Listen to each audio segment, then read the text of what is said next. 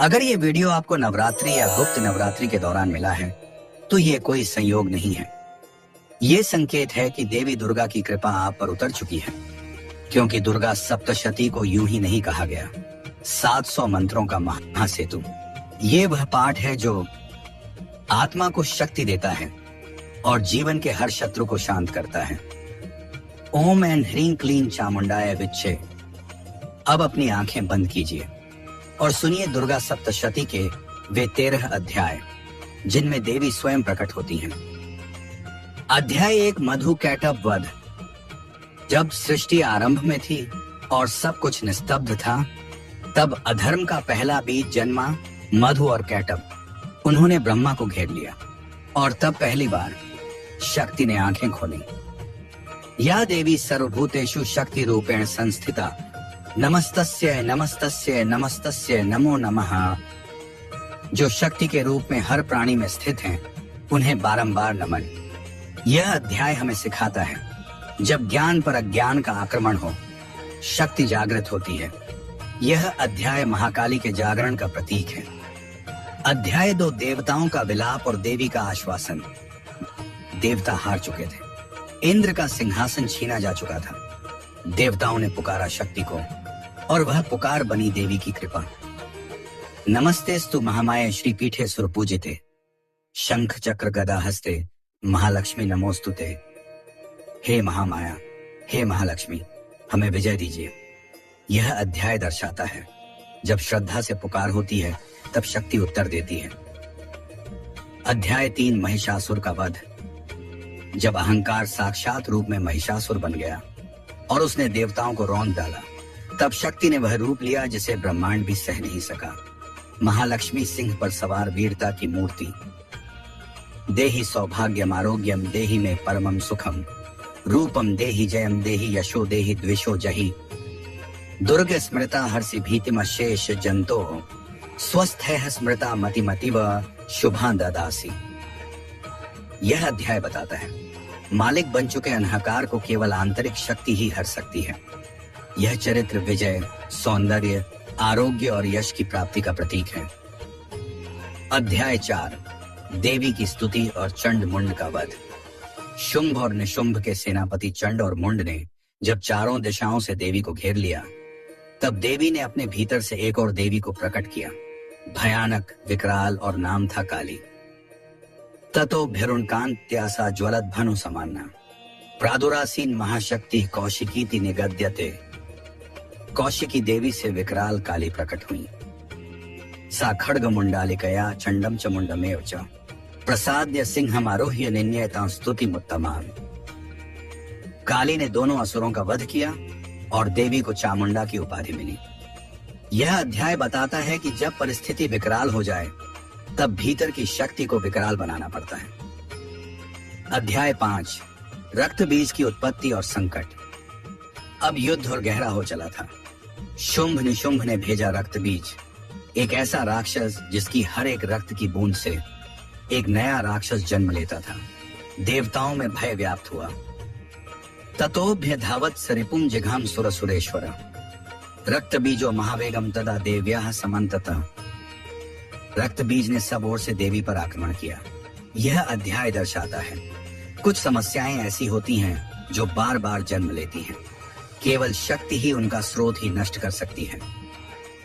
अध्याय 6, रक्त बीज वध और काली का प्रचंड तांडव।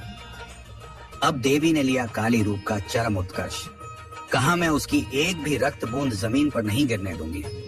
हर रक्त की बूंद को पीती जाती थी और अंत में रक्त बीज समाप्त हुआ। सा च पातितम उत्पत्य पुनः पुनररिंदम, रक्तम पिबति चाशेषम रक्त बीजस्य संयुगे। ततो भवत् तत्र महो महासत्व वर्चसः, रक्त बीजम हतम जात्वा सुराः परम दुंदुभे। देवी ने युद्ध में रक्त बीज को पराजित किया और देवताओं ने स्तुति की। यह अध्याय सिखाता है, जहां तर्क और उपाय हार जाते हैं, वहां देवी की तांत्रिक शक्ति विजय दिलाती है। अध्याय 7, निशुंभ का वध। अब चंडी और काली का संग्राम चरम पर था। निशुंभ अपने अभिमान, अपने बल, अपने मंत्रों के साथ देवी पर टूट पड़ा। लेकिन चंडी युद्ध की देवी थी। उनके प्रत्येक वार में सृष्टि की रक्षा थी। सा खड्गम चाप में वो भव श्रृखलम तोमरम तथा शूलम च शतरं चैव जगरहासुर पुंगव तः क्रुद्धा चंडिका तम शूलम उत्क्षिप्य सत्वरम पातयामास निशुंभम भूमौ भिन्न त्रिविक्रमम। निशुंभ के अंत के साथ देवी ने स्वयं घोषणा की, जहां तक अधर्म होगा वहीं तक मेरा रूप जाएगा। अध्याय 8 शुंभ का गर्व और देवी का विराट रूप। अब रहा था केवल एक, शुंभ। उसने कहा, तू अकेली नहीं है, तेरे पीछे अनगिनत देवियां हैं। तब देवी मुस्कुराई और वह हुआ जो आज भी योगियों को चौंका देता है।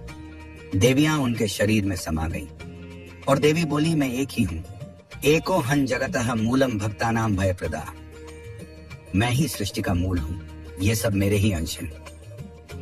यह अध्याय दर्शाता है विभिन्न रूपों में प्रकट होती देवी वास्तव में एक ही मूल शक्ति है। यह एक गूढ़ तांत्रिक रहस्य भी है। अध्याय 9 देवी का महागौरव और शुंभवध। शुंभ ने आखिरी बार युद्ध किया, धर्म और अधर्म का अंतिम संघर्ष, लेकिन देवी की मुस्कुराहट में ही अंत था। उन्होंने उसका अंत किया और समस्त सृष्टि ने पहली बार चैन की सांस ली। ततो हृष्टा स्वराणा देव्यमालोक्य तन रणे शुंभम निहतमिशानम मुक्त्वा पुष्पवर्षण देव्युवाच मम वै परम रूपम साक्षात् परम दैवतम अहमेवात्र सृष्ट्यादौ स्थिति संहरणम तदा। देवी का यह घोष, मैं ही सृष्टि हूँ, मैं ही संहार हूँ, श्रद्धालु को भीतर से झकझोर देता है।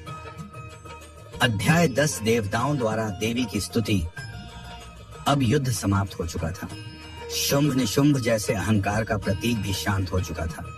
अब सभी देवता सिर झुकाकर देवी के समक्ष प्रार्थना कर रहे थे।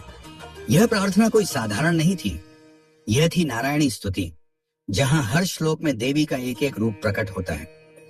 शरणागत दीनार्थ परित्राण परायणे सर्वस्यार्ति हरे देवी नारायणी नमोस्तुते सर्वस्वरूपे सर्वेशे सर्वशक्ति समन्विते भयभ्यस्त्राहीनो देवी दुर्गे देवी नमोस्तुते जयंती मंगला काली भद्रकाली कपालिनी दुर्गा क्षमा शिवा धात्री स्वाहा स्वधा नमोस्तुते। यह अध्याय हमें देवी की पूर्णता का अनुभव कराता है। वह रक्षक हैं, संहारक हैं और निर्विकार भी। अध्याय 11 देवी का उत्तर और वरदान। देवताओं की प्रार्थना से प्रसन्न होकर देवी ने वचन दिया, जब जब तुम्हें संकट होगा तुम मुझे पुकार लेना, मैं सशरीर आऊंगी।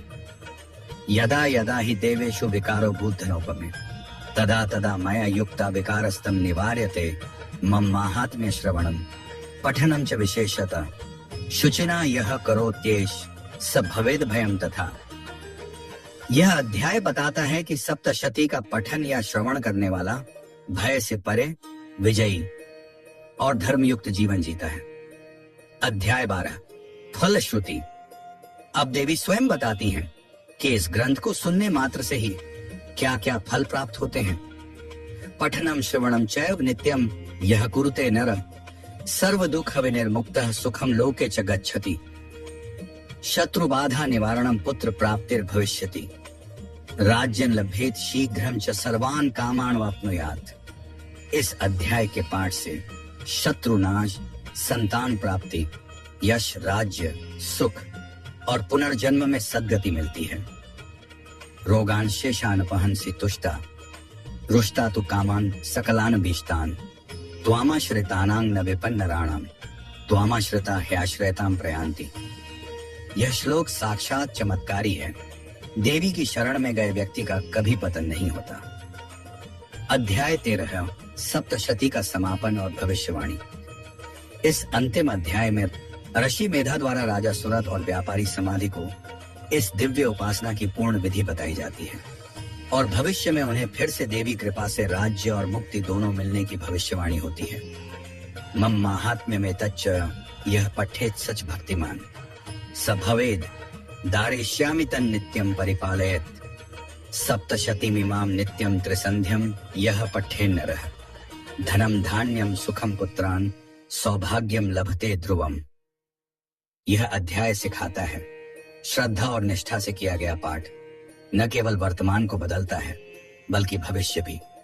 दुर्गा सप्तशती कोई कथा मात्र नहीं है, ये 700 बीज मंत्र हैं जो आपके जीवन की हर बाधा को काट सकते हैं। अगर आपने इन 13 अध्यायों को श्रद्धा से सुना है, तो अब देवी आपके जीवन में प्रवेश कर चुकी है।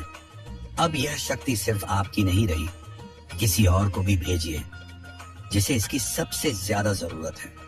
कभी कभी हम देवी का संदेश बनते हैं।